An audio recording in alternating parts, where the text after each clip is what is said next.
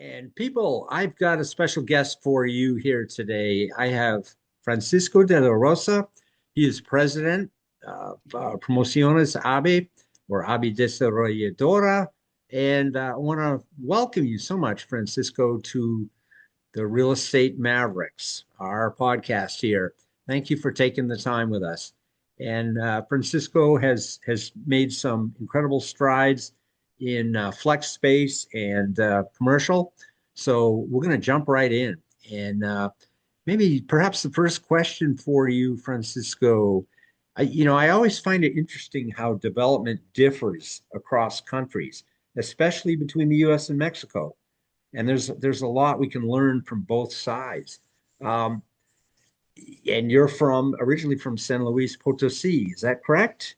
And Yeah, that's correct, Bill. okay, good. Yeah, Thank you very much for having me. That is you're welcome. correct. I'm from San Luis Potosi, Mexico.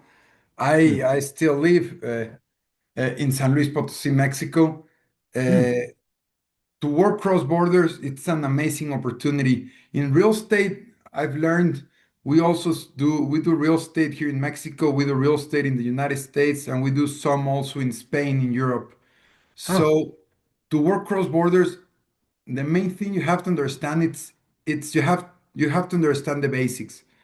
It's you have three or four things that you have to look at and that you have to be really careful on how you choose them and how you figure them out and how you place certain things, because almost everywhere, the one that we've always heard, location, but then you have more structured things like the market, pricing, execution, all the permitting and authorizations are different in every country. So that's you yeah, have to figure those things out. But it's more like when you look at the fundamentals and the fundamentals make sense, real estate is almost the same everywhere. yeah. Okay.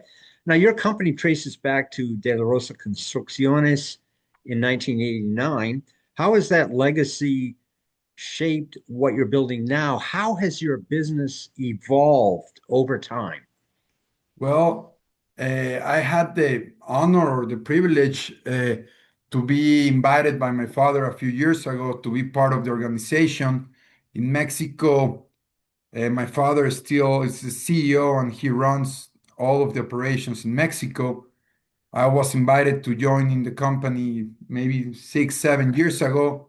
I did some I was in charge. I led a 300 houses development here in Mexico. Then I joined the board of directors, and I went from the construction to the job sites to getting more executive roles here in Okay. Mexico. And after all of that, I jumped to this leading or taking the lead in all of the development we're doing in the US and Spain. Uh, well, the legacy part for me, it's something that I have tremendous pride of. I believe Right.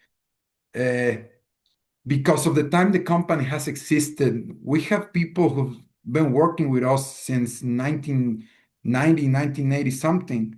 So Mhm. now, once you walk into a company that has been around that long of a time, that long of a period, you see that the real things that create value in the long run is Mm. that mentality of thinking 10, 15 years ahead. So whatever Right. we do today has been in the been preparing the kitchen 10 years ago. So Okay. whatever Cool. I'm doing today, what I work on today, it's probably what I'm gonna see happen in 2, 3, 5 years. So Right. Okay. it's a it's a business that gives you a lot of reward because with land and with development, you see an empty piece of property that's maybe agricultural or whatever, that it's sometimes in the middle of nowhere, and you just have a dream and a hunch, data, and some things that you do need to have. Yeah. Uh, Yeah.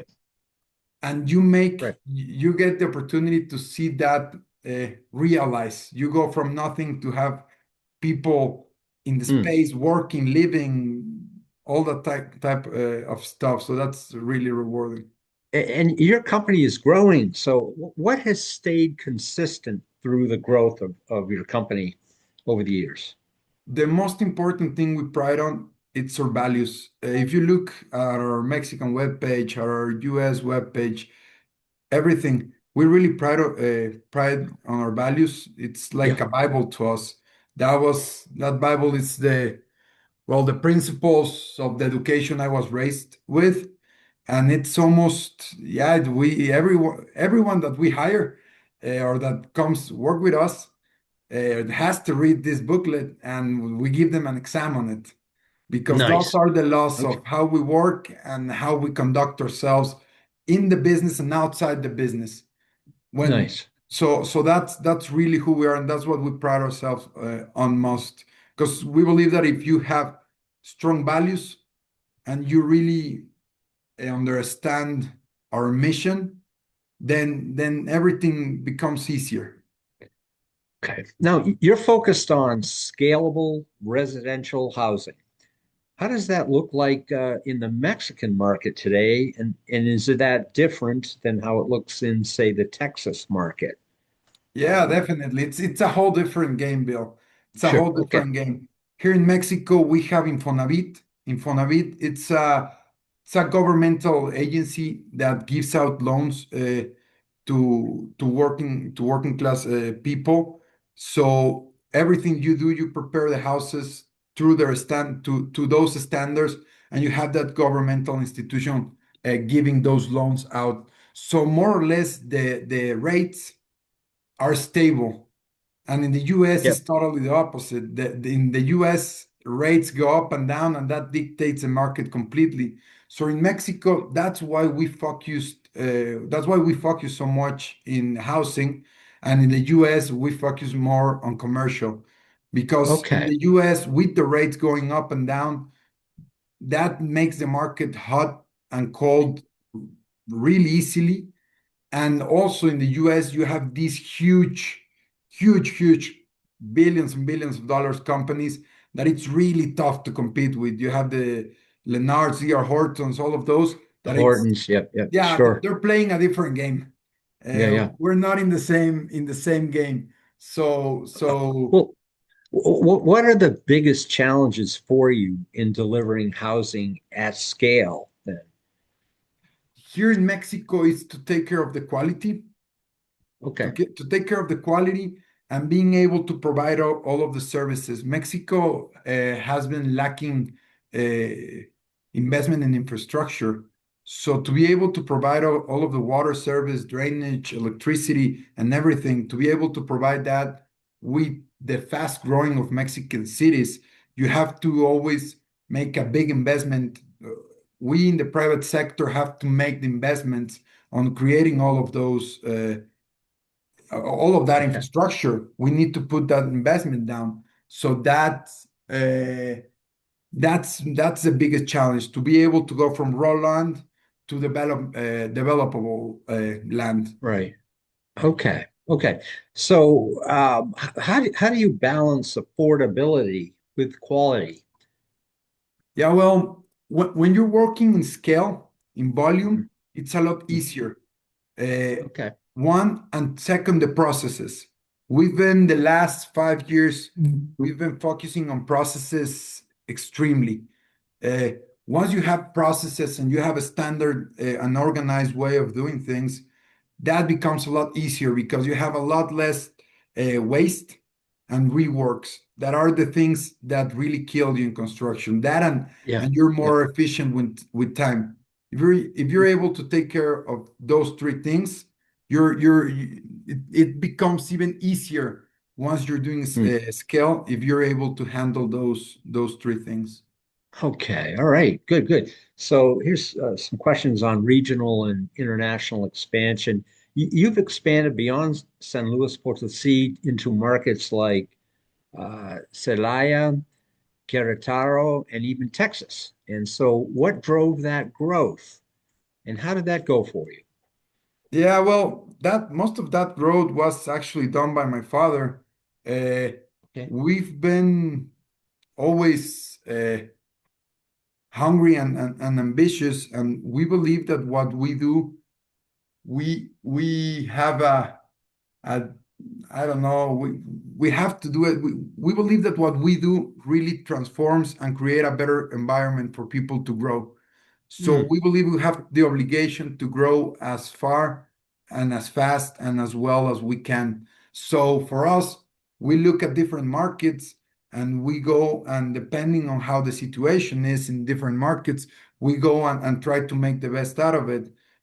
Yeah. My father led all of the growth here in Mexico, and also he was the first to go to Texas in 2019. Uh, Hmm. and now what I've actually done is that I took the lead in the Texas in the U.S. entities, and we've expanded. Before I got there, we used to do 4, 5 houses a year. Now we're doing this year, we're breaking ground on 100,000 feet of flex space, Flex space. Right. flex Right. space buildings. So we've grown, we've maybe grown like 10 to 20 times our size in the last couple of years since I took over. Because like everything, it's impossible to be everywhere, right? So Yeah. Yeah. that's why we decided my father was going to keep running all of the Mexican operations, and I was going to take charge or the lead in the U.S. operations, and that's worked out quite well for me. The opportunity to work and to Hmm. be uh, leading the U.S. operations, it's been a huge opportunity and a great way to expand my horizons. It's the Yeah. economy in Texas and the U.S. It's amazing. The Yeah. size, Oh, the yeah. interest of the government for you to work, the support you get from financial institutions, lawyers, realtors. Everyone wants you to work, so that makes it really easy and inspirational Good. when you Good. have people around you that want things to work out. What have you learned from operating across borders, or do you keep it completely separate? You're in Texas, and your father's operation in Mexico.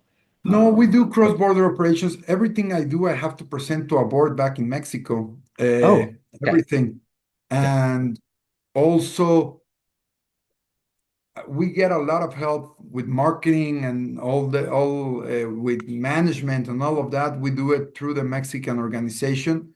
So hmm we've that's been a lot of help, because here in Mexico we already have a lot of structured processes, and we have very capable people who help us shape the US side, and that has allowed us to grow as fast as we've been growing.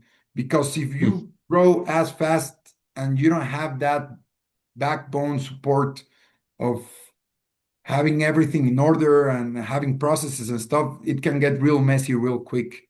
So right, right. it's it's sometimes a little tiring to be sitting on a plane half of the week, but other than that, it's a lot of fun actually. I like it a lot.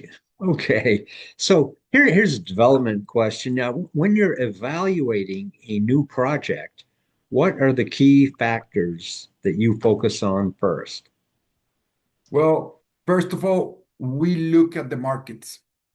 Hmm, That's the most important thing, the sub-markets. After that, we look at the precise location of the land that we're gonna be acquiring or uh, getting in the pipeline. Those are the first two things we look at. We decide which markets we want to go to, and after that, we select the sites. okay. What, in your experience, you've been at this a while and your family has been at it a long time. What mistakes do developers commonly make during an expansion phase? What's your take That's a on that? good question. That's a good Yeah, yeah. question. You sometimes when you're eager to grow, you you can easily let some things go and not pay attention to some details that sometimes end up costing you quite a bit. Small details that when you're running around and trying to grow, except that a floodplains invades a little bit of your property, or things like that, or that you Hmm, have to there's not enough pressure for the water, so you have to do a water tower or things like that. That sometimes when you're moving fast through the process of getting the entitlement on the land ready, those are Mm, the small things that you can uh, look mm. over that at the Yeah. end come back and bite you. Most of this type of issues, because we're totally vertically integrated, we Hmm. can fix them or sort them, but that's always an issue. You have to, every time you look at a property, even if it's the first or the fourth or the third one for the year, you have to go deep on the Yeah. fundamentals, like it's the only one. That if your company depended on that one. So sometimes The when you're moving mhm. fast, you have to take a take a step back and look at Yeah. it from outside and say, okay, we have to be running fast, but for this we have to slow down. And that's why I go back to processes. That's why I don't make decisions on my own. Yeah. Yeah. Everything we do, we run it through a committee. That committee takes the time and they're not in a hurry. Their job is to be exactly the opposite of a hurry. Their job is to be careful. So Yeah. Hmm. that helps me a lot, because when I know that I can't solve all of the questions that they're going to ask me, I know I have to go back to the drawing board and go again at it. Right. Until you're got it fine tuned and it meets everybody's requirements. Correct. Very good. There's a great recipe for success. So you're not just building homes here, you're building communities. Now, how do you think about long-term impact?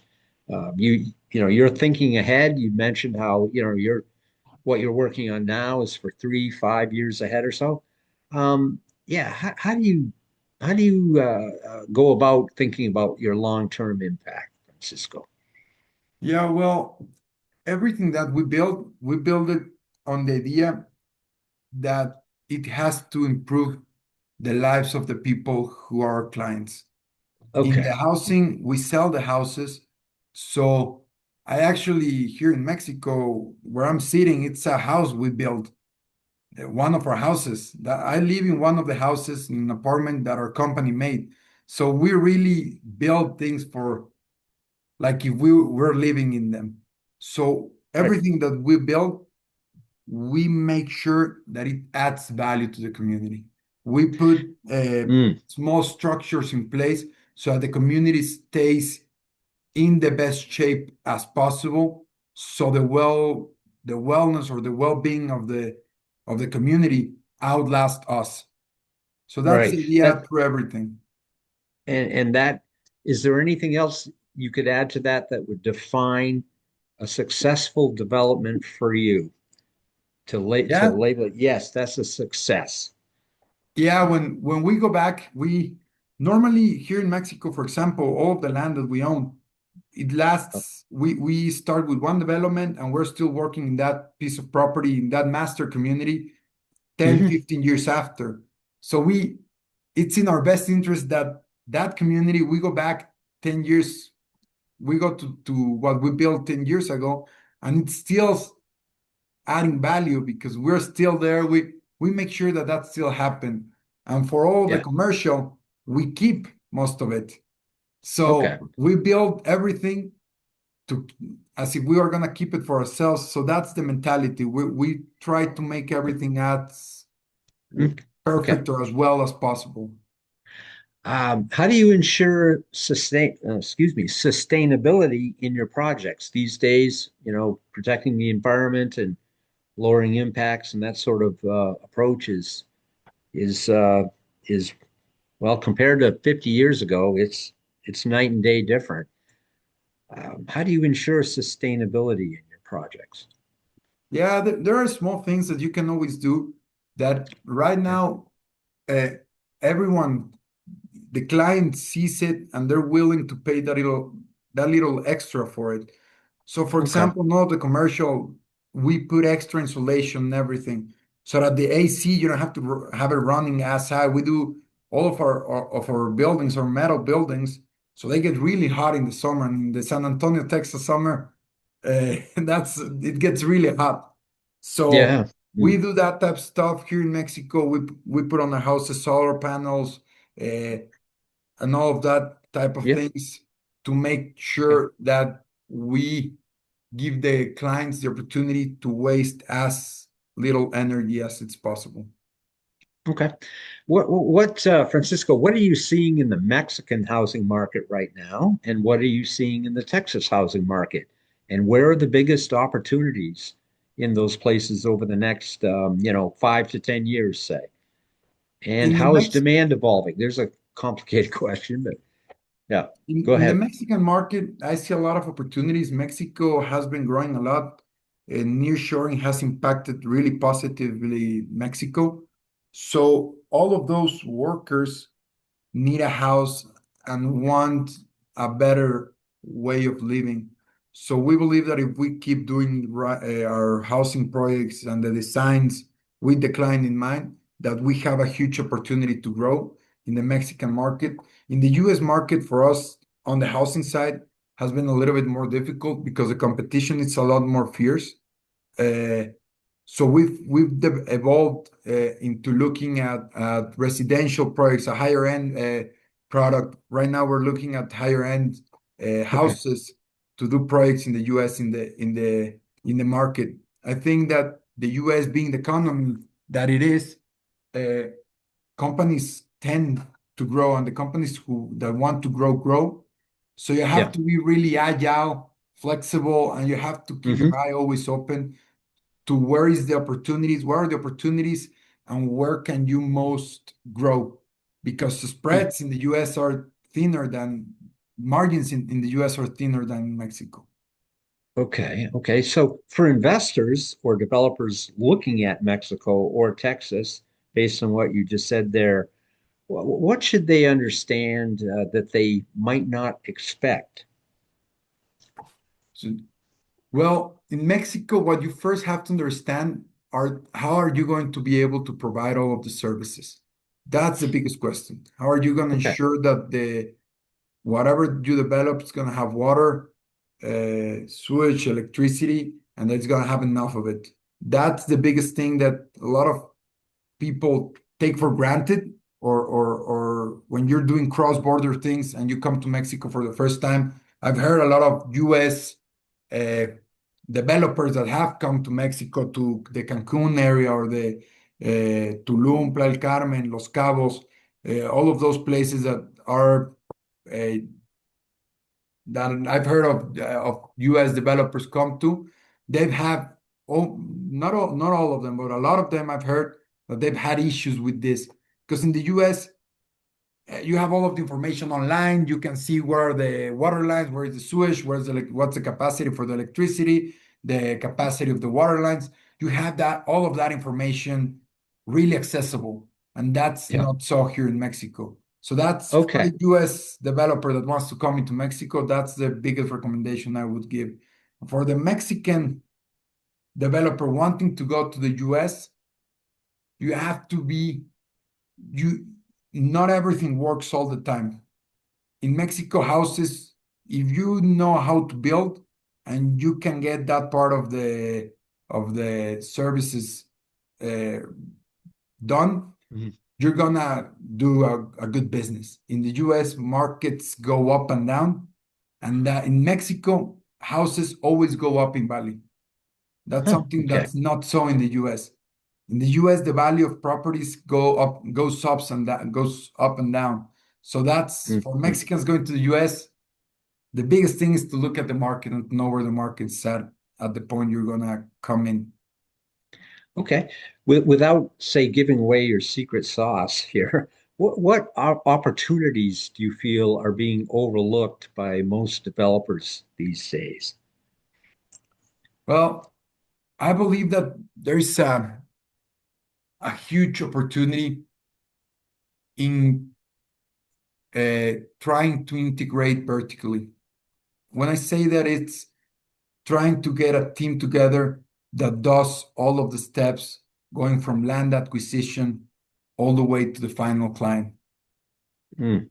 in the US, I've seen that a lot of people or a lot of companies do only the investment side or the land acquisition side.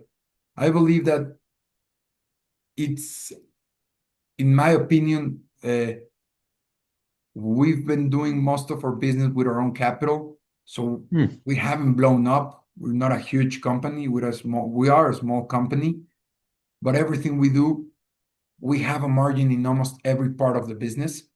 So that hmm, makes the whole deals a little bit more attractive than it normally is for other hmm. companies. Okay. Um, okay. This is great insight here. Like your perspective, cross-border, tremendous value for people that are wanting to do this or expand business in certain areas. So, um, what advice would you give a younger person entering into a leadership position like you have done? So this is more a leadership mentorship kind of question. What has made you successful, Francisco, and what does your day look like for you that leads to your success? That's a question that younger people could really appreciate, I think. Well, to be honest, on a day-to-day basis, I believe that discipline and habits are the base of success. Discipline and good habits. I Every morning I wake up more or less early. Every day, with no question, I go and exercise. Yeah. I have a saying that I say to my wife that if I sleep well and do exercise, I become invincible. So Okay, if you nice, man. sleep well, if you sleep Yeah. well and exercise, that's my key to happiness. If I'm well rested and I'm able to move all of the ideas, because when you're in a leadership position or a position that gets to absorb a lot of stress, you have to move emotions. Yeah. And the way to move emotions and to get your mind moving, to me, it's exercise. I go run, I do weights and different things, but Yeah. that clears my mind. So that's a really important part. And on the leadership side of the question, I think you have to marry your style, Bill. I'm very open, very open. I uh, Eugenio Murillo, it's my right hand guy, and it's the guy that runs he's actually the guy that runs all of the operation in the US. Uh, we Full transparency, complete trust, and what I say is I try to be as useful as I can to him. He's the one who's doing most of the heavy lifting at the end of the day. I'm the one who has maybe the ideas and everything, but you have to trust the people that you work with, and you have to let them be who they Yeah. want to be, and that's more or less how I try to run things. Nice. Okay. Well, Francisco, this has been quite an education, and I appreciate your time and wisdom that you shared with our listeners here. And I'm looking forward to you know your future success. You certainly have achieved so much. Your company in the U.S. and in Mexico, and what stands out for me is the scale and consistency of what you're building, and your long-term approach here that you take, and the quality that you strive to put into everything you do. So that's got real long-term, real impact on people and communities. And so, thank you so much for being on the podcast, Francisco. Appreciate your time today. No, thank you very much for having me, Bill. It was a pleasure. Uh, Hope we keep in touch, and thank you very much. Very well.